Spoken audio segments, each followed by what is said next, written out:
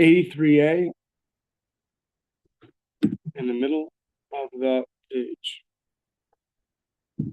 So Rabbi Yehuda had a cryptic line at the end of the Mishnah. We're talking about if you bring the blood inside. So do you have to just bring it inside and it's invalid? Or you actually have to use it and have it atone for you, and then it's invalid, right? Blood that's not supposed to be brought inside the holy area, supposed to remain outside. So what happens if you bring it in? And Rabbi Yehuda then says, a cryptic line of, if you bring it in inadvertently, it's going to be good. So it says the Gemara, okay, what if you bring it in advertently? Sorry, hamezid puzzle. But hamezid puzzle, if you bring it in advertently, it's invalid. So, well, what's the case? Just the walking in with it advertently is a problem? Or using it to atone for you is a problem?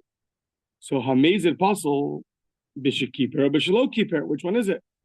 Rabbi Yirmiyah, mimash mashinamar. Rabbi Yirmiyah says, but in fact, the Torah said as part la'achatos v'se'ir achatos asher huva as damam lechaper b'kodesh.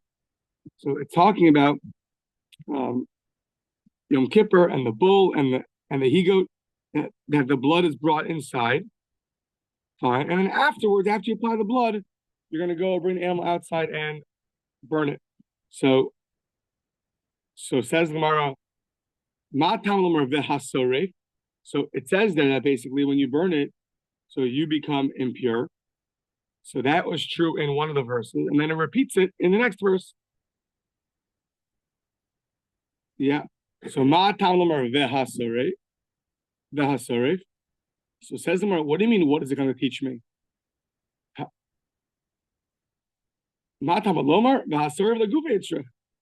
verse in Vayikra tells you that when you burn these animals on Yom Kippur, your clothing becomes impure. So that's what it's needed for. No, what it means to say like this: in that verse that talks about the bull and the he-goat that you're going to bring the blood to atone for you, it says the word chatas, and on that the Gemara says, why does it say chatas? Because lefisha lo lamadnu el leparvis ir Yom Kippurim shenistrofen abeis hadeshin b'tam begadim shar nistrofen minayin hamad lomar chatas divrei Rabbi Yehuda.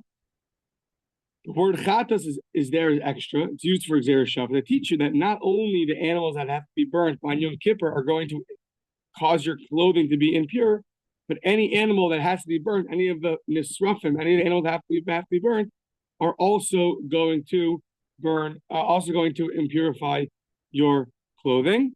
That's the opinion of Rabbi Yehuda. Rabbi Meir Omer Eino Tzarech Harehu Omer as para chatas as ira chatas. Rabbi Meir says you don't need that. It already says para chatas, seira chatas, the chatas bull, and the he-goat chatas. She'ein Talmud lomar lechaper. Why does it say that you have to, that when you bring its blood, it's going to atone for you? So, ma'atam lomar lechaper. It's coming to teach you that for all the things that gain atonement, when you go and burn them, you'll have to, it'll cause impurity on your clothing. Okay. All this is needed for the next line. Rabbi Yehuda, lechaper lo mashmalei. Rabbi Yehuda, who learned from the word chatas and did not learn from the word lechaper, why not? My taima. Lav mishumi ba'ilai l'gzer shava. Is it not because Rabbi Yehuda needed that word lechaper for gzer shava, which is what we ended off yesterday saying was the opinion of Rabbi Shimon, that he used chatas to teach you that the blood that's brought incorrectly inside the holy area, only once you atone with it is it going to be invalid. But just to bring in is not going to be invalid. So Rabbi Yehuda didn't learn this halacha from the word kippur, because he already used it. What did he use it for? He used it for Rabbi Shimon, that it's only when you bring the outer blood inside, it's only going to be invalid once you actually atoned with it. So Rabbi Yehuda and Rabbi Shimon line up in terms of that. Rabbi Yehuda just added in the Mishnah, if you bring the blood in inadvertently, it's going to be fine. But if you do it advertently, so then you're going to have to atone with it for it to be invalid, the mere bringing in is not going to cause that. How do I know that? Okay.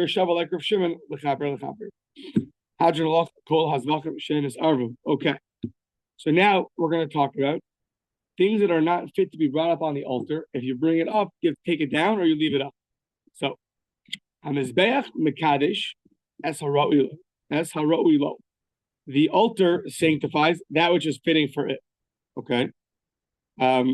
Even things that, let's say, are invalid, but if they weren't invalid, you could bring that up. It'll still sanctify those things. Okay, let's see. So Rabbi Yeshua Omer, Kol hara'u le'ishim im Allah lo yara.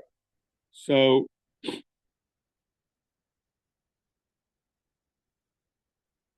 Rabbi Yeshua says that it's only things that are fit to be burnt. So we're going to talk about, we know sacrifices get burnt on the altar. Then you have blood we know is applied on the altar. When you have libations that are poured on the altar. So what are we talking about? Rabbi Yeshua says, Kol harai le'ishim, it's only things that are used for the aish, for the fire. Im ala lo tered. If it goes up, then you have to take it down. Things that are invalid, that are brought up, that really would be valid if not for the invalidation, once it's brought up, so the altar sanctifies it, and you do not need to take it down. Yeah. Okay. That is Rabbi Yeshua. How does he know that? Shenamar, hi ha'ola al-mukta. It says, this is the ola that's put onto the pyre. Ma ola shehi roi le'ishim, im also lo tered, just like an ola.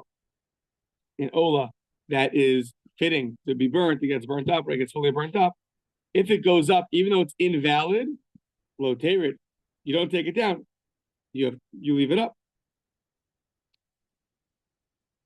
Yeah, the word he is what we're learning from. It says he ola. He means it the ola in whatever state it is. Even when it's invalid, doesn't matter. When it goes up, you don't take it down. So ma ola shiru mizbeach. Sorry, ma ola shiru le'ishim im also lo tered. Av kol shiru le'ishim im all lo tered. Rabbi Yeshua learned anything that's fit for the altar to be burnt on the altar will be learned from an ola, that even though it's invalid, you leave it up. He's more liberal in terms of this. He's more expansive. Not only burnt, anything fitting for the altar. Im also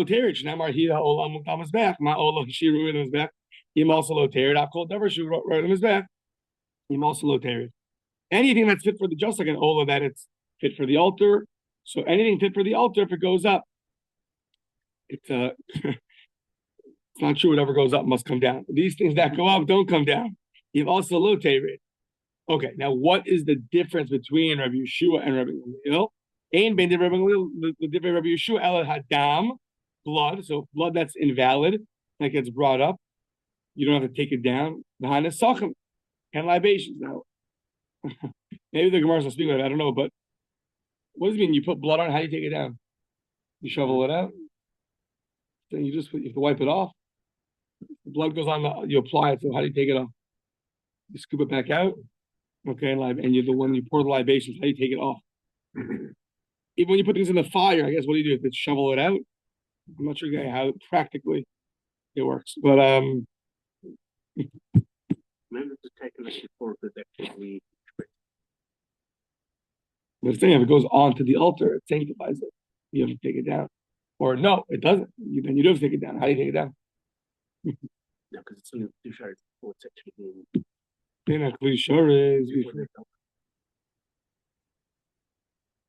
But then it's not going on the altar. This is saying Hamazbeach HaMakadesh. It sanctifies it. I don't know, maybe they want to talk about it. Let's see. So, yeah. Rabbi Gamliel Omer lo yardu. Do not remove them. Leave them up there. Rabbi Yeshua Omer yardu. No, take them down. Rabbi Shimon Omer. It's now a new thing.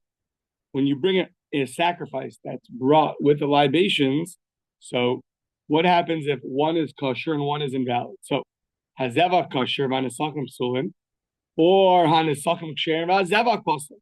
Sacrifice is good, libations are not good. Libations are good, or sacrifice is not good. What do? Hafilu zev psulin, even if they're both invalid. Hazevach lo yered v'hanesachim yardu. when you bring up the sacrifice, you leave the sacrifice up there. The altar will sanctify it. But the libations have to be taken down. Those cannot remain. Yeah. Okay. Fine. So that's that. The two opinions basically what can be brought up on the altar. Is it anything that's brought up on the altar or anything that's brought up to be burnt? That's the machlokas Rabbi Yeshua and Rabbi Gamliel. Okay, so let's see. It says the Gemara Re'uilo in Shein Lo. It's only things that are fitting for it. So you have things that are invalid, but if not for the invalidation, you would put it onto the altar. Those are included in the mission of things that if they go on, you don't take them off, as opposed to something which is she'ein ra'ui lo, which is not fitting at all in its current state to be put onto the altar. What is something that is not fit to be put on the altar? L'ma'ute mai. What are we coming to exclude? Amar Papa l'ma'ute kmatzim shelo kitchu l'kli. So you're talking about kmitza, about a flour offering that has not yet been put into a vessel, and you're just going to put it straight onto the altar. So that is something which is not fit to be put. That's not fit to be put on the altar, and therefore, everyone will agree that they have to take that off. Essentially, why can't you just give a case of blood? The blood never goes in the vessel. I guess it has to. What else is it in? It has to go into something else. It's not in your hands. I think the question also is when it goes up on the altar. Yeah. To where? So maybe even on the ramp or something like that. You walked on the ramp. Even on the ramp, or because it's obviously before it goes on the fire. Why? Why is it? Because to me it sounds like when it's on the fire. Why is it before on the fire? Why? No. It says before it's on the fire. Because it's on the fire, and now you can take it off. That's what I'm asking. That's my question.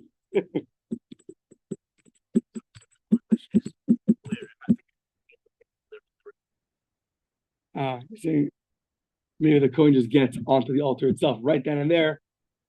I guess that's probably the simplest explanation.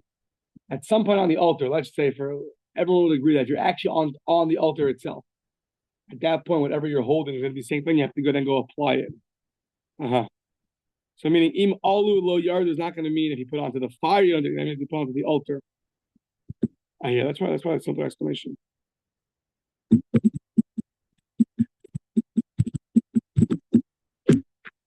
Yeah, okay. So meaning the altar itself sanctified. Yeah, but it's not going to fit with the first opinion. Kollel ishin. Oh, you're saying the same thing. As long as it goes onto the altar, so now, okay. Yours probably much more logical. Once it's in the fire, it's hard to. Good. That's what I was wondering. Yeah. Possibly. Yeah. So probably what it means is that when you're actually on the altar, meaning the physical structure of the altar, so that at that point it itself sanctifies. Maybe the ramp, maybe not, but the altar itself. Once you have things that are invalid to be put on, but if not for the invalidation, you would put them on, then they're already sanctifying you, and you have to continue, and you have to continue with the application or with the offering or with the. Yeah, fine, okay, good. Maskef Ravina asks Ravina, Ma'ishna Midaula.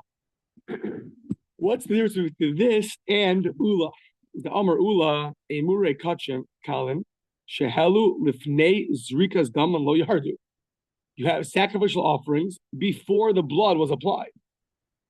That's also an example of something which right now is not fit to be put on the altar because the blood hasn't applied. You can't skip. You have to do Zrikas Dam and then put it onto the altar. What happens if you preempt it? Now, yeah. I got you, Colin. I got you. Okay, fine.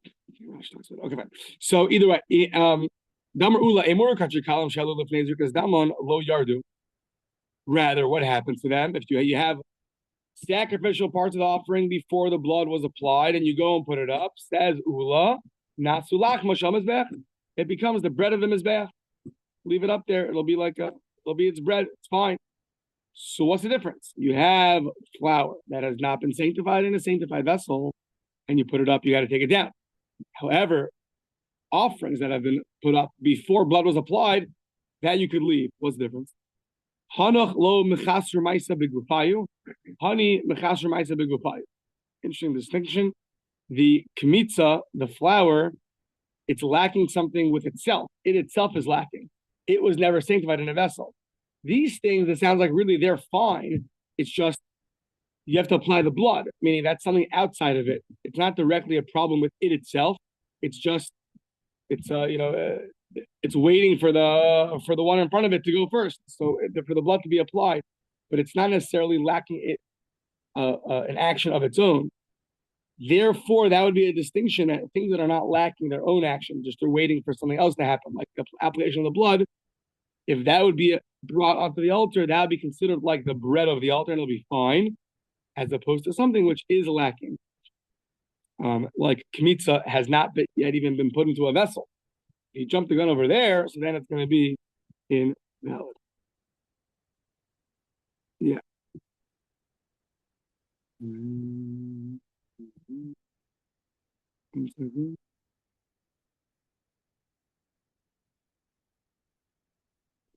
I don't know why they chose kachim kalim, not kachim kadoshim. No. They both need application of blood. Okay. Because it's yeah. It's an easier case. Yeah. Okay, good. Rabbi Yeshua says once again that only things that are fit to be burnt, and Rabbi Gamliel says things that are fit to be put onto the altar. Difference was right the let's say a blood application or libation. So now a lot of back and forth about the verses. Rabbi Gamliel nami haksiv ola al mukta. Rabbi Gamliel, don't you agree? It says the ola on the pyre on the plate that's going to be burnt. So it sounds like Rabbi Yeshua, not like you. He says no. Hahu lahaduri pokinhu the asa. That's to teach you that even if things get removed from the fire, you can put it back on. Don't think that once it's off, it's off. Once it's been on the pyre and then it slipped off somehow or got pushed to the side, you can put it back on. So that verse teaches me that and not what Rabbi Yeshua uses it for. Rabbi Yeshua, how do you know this halakha? Lahaduri pokin minale. Nafkale, he learns it out from Masher Tochal Ha'esh. Says Masher. Yeah, it says Asher Tochal Ha'esh. Asher Tochal Ha'esh, Rashi says an extra pasuk. And fire is going to eat it. What's it going to teach you? It's going to teach you that if it slips off, you still put it back on the fire. What does Rabbi Gamliel do with this pasuk of Rabbi Yeshua? Hahumi bayle ikule ola atamagzir, v'atamagzir ikule kitoris. It's a teacher that only by the ola you're going to do this, but not by the ktoris. And some ola means other offerings too, not just an ola. But by a ktoris, if some of the ktoris it slips off. I think so. Let's see. Yeah. The Tani Rabbi Chanina bar min Yumi bar ben Rabbi Eliezer ben Yaakov. The debate Rabbi Eliezer ben Yaakov. Asher tochal ha'esh as ha'ola al mizbeach. Ikule ola atamagzer v'yatamagzer ikule ketoris. Things that are being burnt as an ola offering that gets slipped off the altar, you put it back on. But that's only an ola. However, the ketoris, the incense, the different spices, if they get slipped off, then you don't put them back on. Sounds like once they're off, they're off. What does the other opinion hold? How do they know this? I don't need a special verse for this. I just learned out from the simple understanding of the Torah that only that's talking about Ola. The Torah itself is talking about Ola, and therefore I don't need a verse to teach me that if it gets slipped off, you could put it back on. Okay, Rabbi Gamliel. Now we're going to go the other way. Rabbi Gamliel says things that are fit to be put onto the altar, even blood, libations. If they're invalid, but they're on the altar, you have to keep it up there and don't bring it back down. So, how does he know? He learns from an Ola, Rabbi Yeshua, and it says there by the Ola Mizbeach, the altar. So Rabbi Yeshua Nami Haksiv Mizbeach. It also says Mizbeach according to Rabbi Yeshua. So Hahumi Bayile. Rabbi Yeshua Nami Haksiv Mizbeach Hahumi Bayile. Mai Kamar Rachmana Kol Haroy Lemukta. Kol Haroy Lemukta. Mekadesh Mizbeach. So Rabbi Yeshua uses the word Mizbeach to teach you that whatever's fitting for the fire of the, to be brought on the fire of the altar. So anything fit for the fire.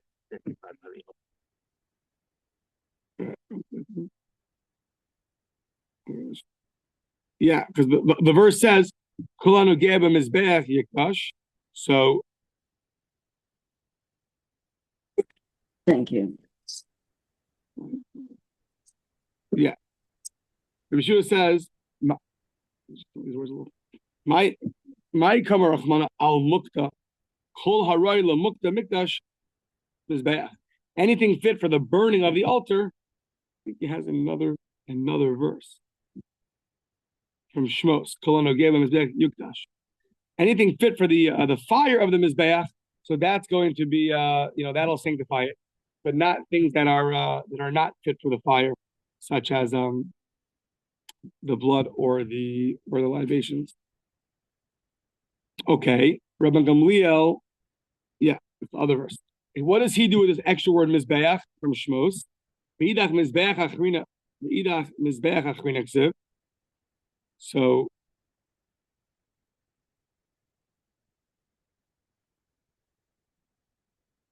one second.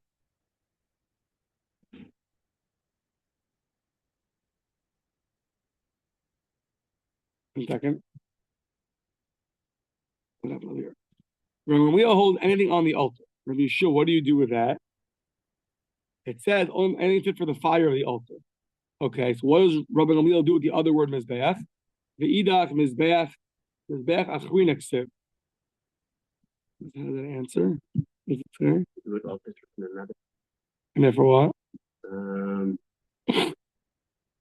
Would you rather, on the basis of that, mention that it's the altar which sanctifies invalid offering parts that is broken. Meaning according to Rabbi Gamliel, according to Rabbi Gamliel,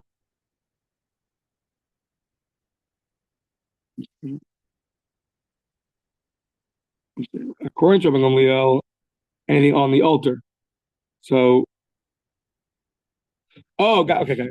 Like this. Rabbi Yeshua, we asked, according to you, Rabbi Yeshua, who's more limited, how do you know it's more limited? So he says, because the verse that is being used in Vayikra, it says really Mizbeach, but it says also, it says Mukta, it says the pyre. So anything that's fit to be burnt on the Mizbeach. So that sounds very good. So what does Rabbi Gamliel do with that? He has another word, Mizbeach and Shmos, to teach you that anything that the altar itself sanctifies it. And there it doesn't mention the word fire. It just says, Kol hanogeh b'mizbeach yukdash. Whatever touches the altar will be sanctified. So that's really Rabbi Gamliel's verse. So that verse teaches you that anything touching the mizbeach is going to be sanctified. So even if it's not needing to be burned. So ve'idach Rabbi Yeshua, what do you do with that? It sounds like Rabbi Gamliel's right. That there it says the altar, and whatever touches the altar is going to be sanctified. So it says Rabbi Yeshua ve'idach chad lehecha dehaisa l'shasa kosher v'chad lehecha delo haisa l'shasa kosher. Rabbi Yeshua says you need both of them to teach you where one had a moment of that you were able to offer it up, and one never had a moment that it was invalid from the get-go.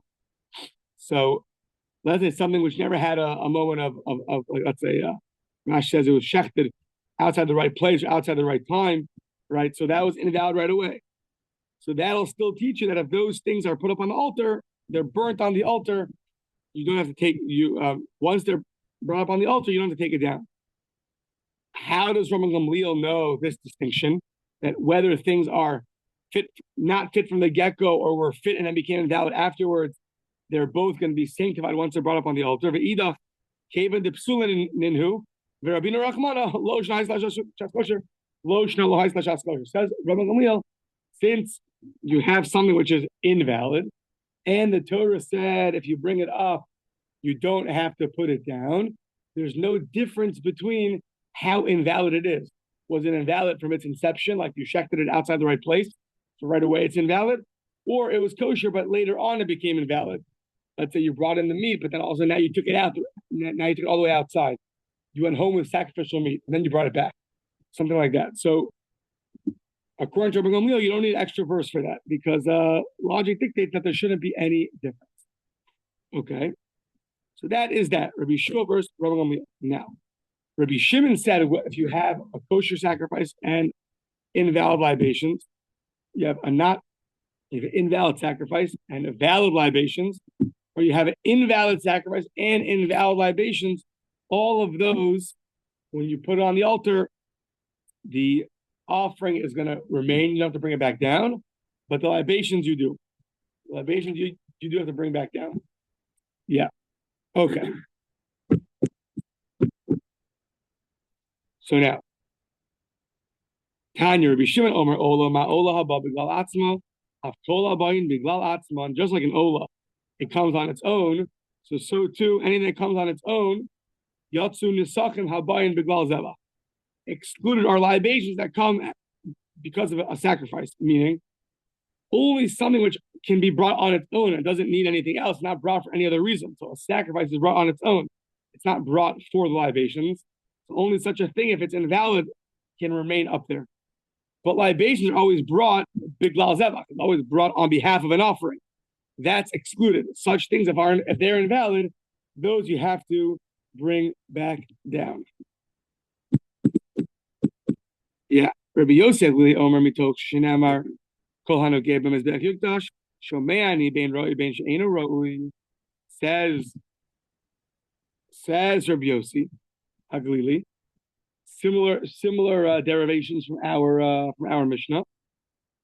Mitok Shinamar Kol Hanogeh B'Mizbeach Yukdash says anyone which touches the altar, and the Shemos touches the altar. Not the very end, but I think it's Trumer at the top. It says anyone which touches the altar becomes holy. So Shomeani Bein Roi Bein She'eino Roi, whether it's fitting or not fitting, anything touches the altar now becomes sanctified. Talmud Lomar, but then it says in the very next verse, it mentions the kvasim, it mentions the sheep. So now Ma kvasim Reuyin Af Kol Roi. So just like the sheep are fitting for the altar, so to anything that's fitting for the altar, as opposed to we're going to see, as opposed to things that are not like sheep, like blood or libations. That's the opinion of Rabbi Yossi Haglili. Rabbi Kiva Omer Ola Ma Ola Ruya Afkol Ruya. Rabbi Kiva seems to say a very similar thing, almost the exact same thing. It says Ola. It says Ola only if an Ola is fitting, and anything else which is fitting also. Sounds like not only sheep. So, and this is a different pasuk of Ola. Before we were in Vayikra, now we're in Shmos. These two opinions are learning from Shmos, not Vayikra. So it says in my pain now they sound very similar. An invalid ola a bird ola offering, which is invalid. That's the difference between these two opinions. Let's see how. Mar maisi lamit ola, umar maisi lamit kvasim. If you learned like Rabbi Yosef, really the word kvasim is sheep, so it's only animals, it's not birds. If you learn like Rabbi Akiva from ola, so it's any kind of ola, even a bird. If it gets brought up, you don't got to put it down. You don't have to bring it back down. So now, uleman de maisila mikvasim I haksim ola. The one that learns from sheep, it says ola 4 psukim later. So it says the Gemara, what is Rabbi Yossi Haglili going to do with that other pasuk that Rabbi Akiva uses? Interesting. If it says kvasim and it doesn't say ola, you'd have thought if a live animal walked up on the altar, that's it. Take care of business right then and there. You can't bring it back down. It's sanctified. Afilu mechayim. No. If it's alive, put it on a leash and bring it back down. But it has to be like an ola. It has to be ready to be brought up. It has to be slaughtered already. Rabbi Akiva, who learns from ola, it says kvasim haksiv kvasim because of ola. Kvasim havamina afilu mincha. If it only said ola and it didn't say kvasim, I would have thought even a mincha, even a flour offering, to teach you that no, we're not talking about animals, not flour offerings. But the difference is whether you include a bird or you only include an animal. That's Machlokas, Rabbi Yosef and Rabbi Akiva. Now says the Gemara, what's the difference between Rabbi Yosef and Rabbi Akiva in the Brisa to Rabbi Yoshua and Rabban Gamliel in our Mishnah. Rav Papa kmatzim shekitchu bekli ikebenayu litanai didon lo yardu litanai demasnisin yardu. The difference is a kmatzim shekitchu bekli. You have a flour that's sanctified in a vessel. According to our Mishnah, if it's sanctified in the vessel already, then you don't bring it back down. It was only a case on which is invalid, that that's not even fit to be brought up. That's a mincha that's not in a vessel. But if it's in the vessel, you would not bring it back down. But according to these opinions, we're talking about an animal or a bird, trying to exclude everything else. So the tanai de masnisa, the tanaim of the brisa, those you're going to have to bring back down. Okay. Says Reish Lakish. I'm Reish Lakish. Mincha haba b'fnei atzma. If you have a mincha that is brought on its own, ledivrei kulan teirei. So, what's an example of that? You just offer up a mincha offering. Yeah, you just offer up a mincha offering, and that's it. No sacrifice attached to it. Here it says Reish Lakish, everyone's going to agree that you don't bring it back down. Okay. L'divrei kulan lo teirei. L'divrei Rabbi Yossi Aguli Rabbi Akiva, the opinions of this brisa are teirei because they only talk about animals and birds, but not everything else. Okay. Mincha haba im hazevach. What about a flour offering that's brought with a sacrifice? L'divrei Rabbi Gamliel Rabbi Yeshua lo teirei. According to our Mishnah, if it's brought with a sacrifice, so then you don't bring it back down. One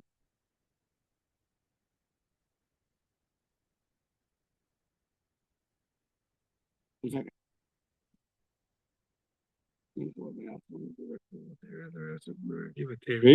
Mincha ba imazavach l'divrei Rabbi Akiva Rabbi Yeshua lo teirei, but l'divrei kulan teirei. Yeah, that's why. L'divrei kulan means our Mishnah, not everybody. According to our Mishnah, you would bring it back down. 1 second, one.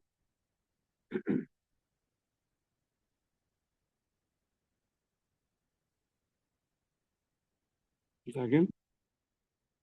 A mincha that's brought with a sacrifice, according to Rabbi Gamliel and Rabbi Yeshua, you're not going to bring it back down. That you're going to leave it up. Fine.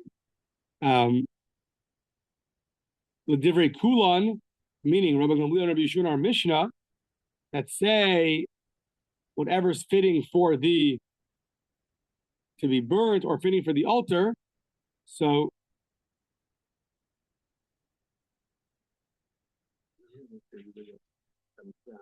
yeah, why do you take it down? Shimon rejects invalid sacrament. Oh, here it is. Find it. And they reject invalid malach. Why? Because he holds things have to be burnt up. It's not being burnt. Fine. But he holds whatever's fit for the altar. Why is it mincha? No.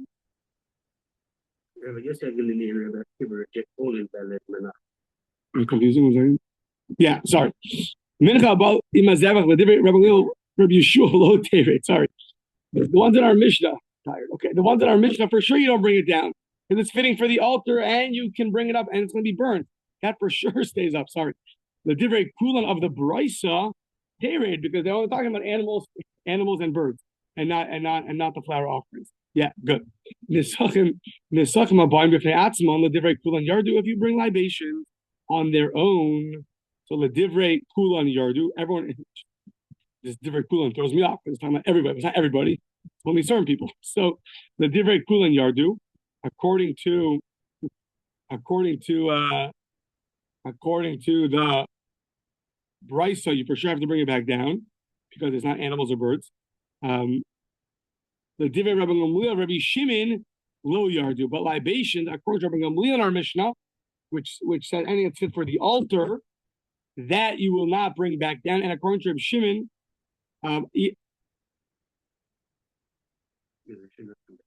It should not come down.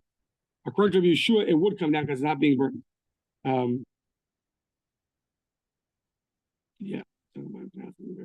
Yeah, correct.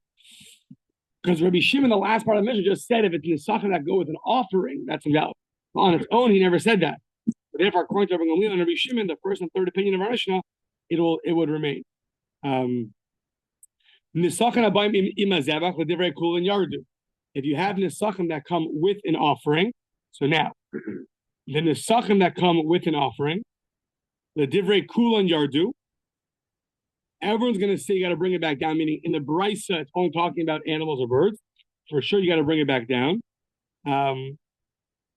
According to Rabbi Yeshua, you got to bring it back down. According to Rabbi Shimon, if it's invalid, you got to bring it back down. But according to Rabbi Gamliel, who says anything fit for the altar, you do not need to bring it back down. So says the Gemara, Shita. This idea of a mincha that comes on its own, according to Rabbi Gamliel and Rabbi Yeshua, you don't bring back down is obvious. Why would you think you bring it back down? It's a regular flower offering in our Mishnah. You're going to bring it out. It's going to be burnt on the altar. Everyone's going to agree. Rabbi Yeshua and Rabbi Gamliel will agree. There's some kind of invalidation or whatever it is. For sure, you leave it up. That's pshita. That's obvious. What are you teaching me? So pshita mincha b'fnei atzma. It's strichale uchiderava. We need it for. You're right. To teach you that law, you don't need it. Teach you another law, you do need it. What's the other law? So there's a novelty that Rava teaches us that you can offer up a minchas zevachim on its own. You can offer up a minchas zevachim. You can offer up a flower offering. That can be considered like a voluntary offering, and that's what's coming to teach you. It's coming to teach you that this Brisa agrees with this rule of Rava. Yeah, it's really coming to teach you that you can offer up just a mincha offering. You can offer up a mincha offering on its own, and that counts as a voluntary offering. Okay. So just say that. Why don't you just say it? Why do you have to say it in this funny format where you're going to bring a machlokas? If it goes up, it comes back down. Just say it the way Rava said it. You can offer up a mincha offering on its own, and that's it. Because it wanted to teach you another thing. It wanted to teach you the halacha when you bring the libations with an offering.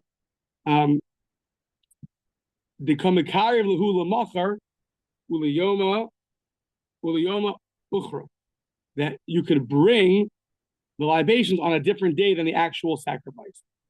You would have thought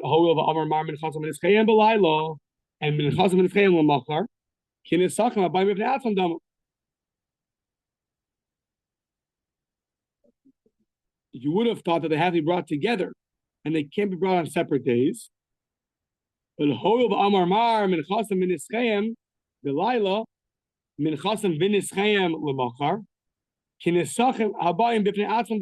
the same as a libation brought on its own, and therefore you can even bring it at a different time.